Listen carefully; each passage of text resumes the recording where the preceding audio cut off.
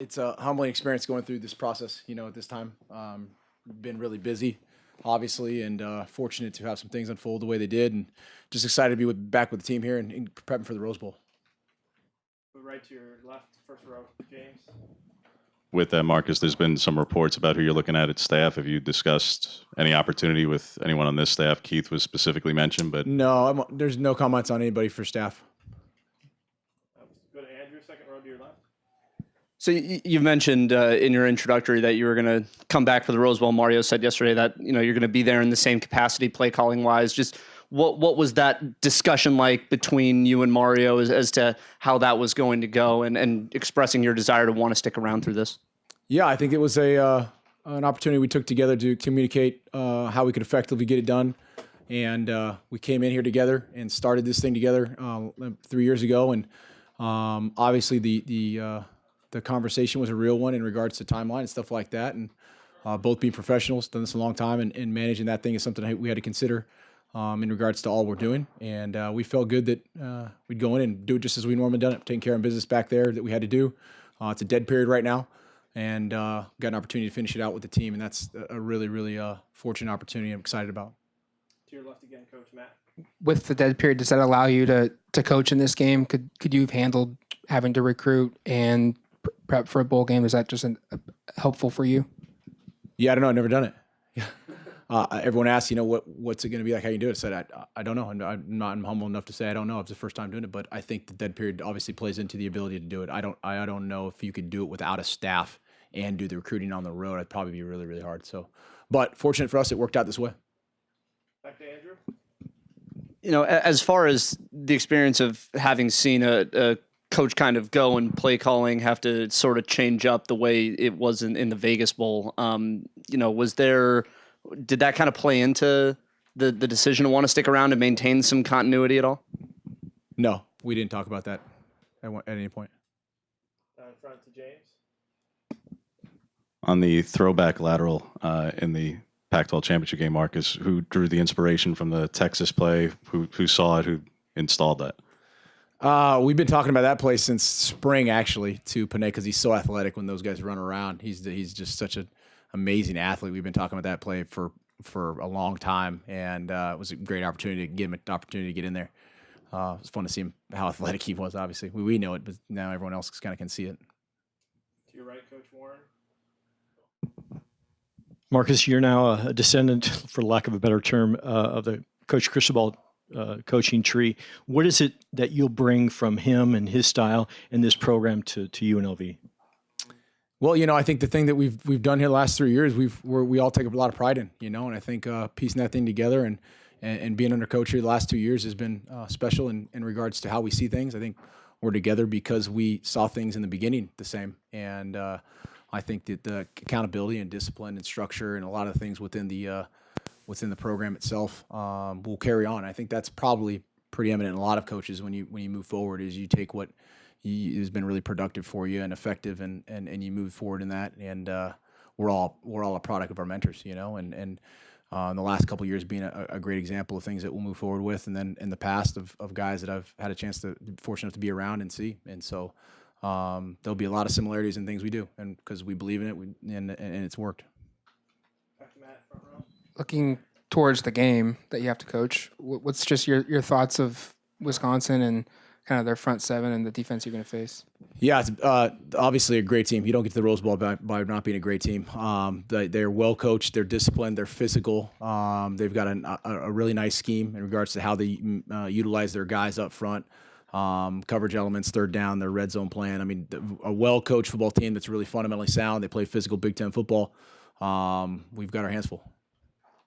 Go over to the right, Ryan. Marcus, what do you think it was about you and Mario that you meshed, with your chemistry and hit it off so well, joining Willie's staff, not really knowing each other? We've both done this a long time. I think the professionalism of understanding how we saw things, I think we realized right away we saw the run game the same. We communicated protections the same. The attention to detail and things we do in our position groups was reflective in that.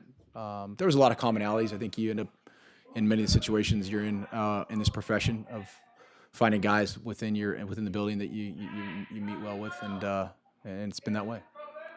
We go Rob, then James.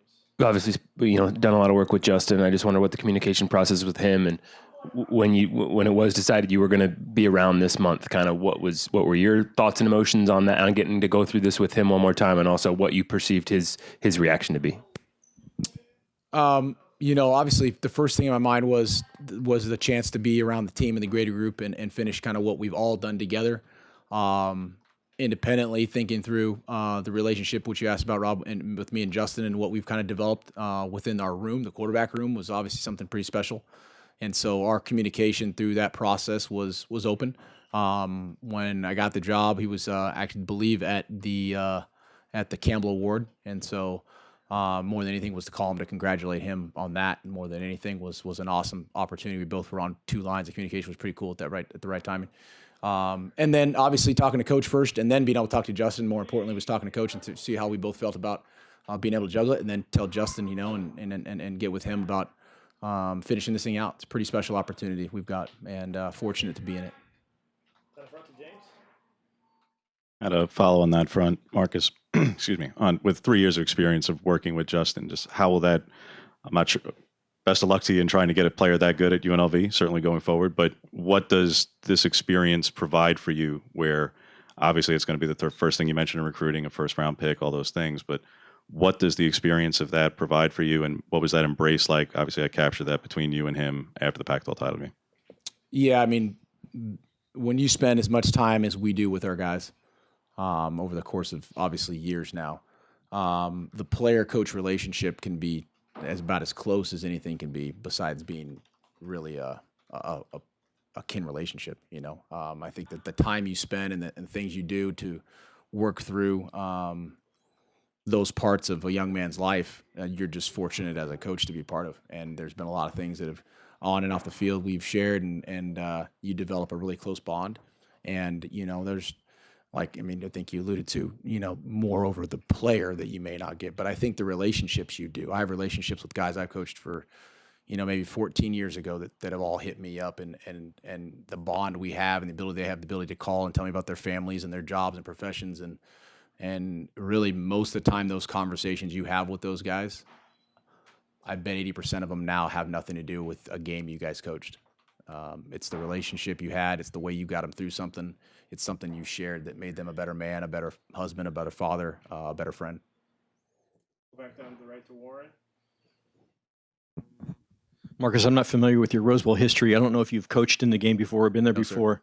Sir. What is that scenario going to be like for you as you end your time here at Oregon and head to UNLV? I think it's just really special to be with this team at this time. I mean, it's really hard to get to these games. I mean, I look back, if you're asking me, how I see the Rose Bowl myself personally, growing up on the West Coast, this is a special game for guys who've been on the West Coast and grew up around football and have played athletics their entire life. I mean, the Rose Bowl's that's the epicenter for a lot of people where I'm from, a small town in Northern California. I mean, we grew up watching that game, and even when there wasn't even cable, I had 4 channels. I got that one, it worked out. So, hearing Keith Jackson, I think, he used to started it all off, and hearing that as a kid, that's a special time, man, and that's a really special deal, and it's something in I know in my fiber that makes me feel really excited about the opportunity, and humbled, and then the opportunity to do it with this team.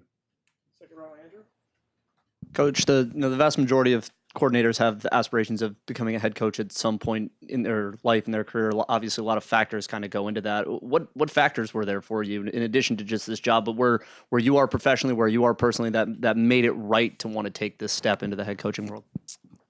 There's a myriad of factors that go through if you're doing it right. I think that make you make the decisions to do anything, to make those next steps in any of our professions. I think timing. I think and what the landscape is in the place that you're looking at.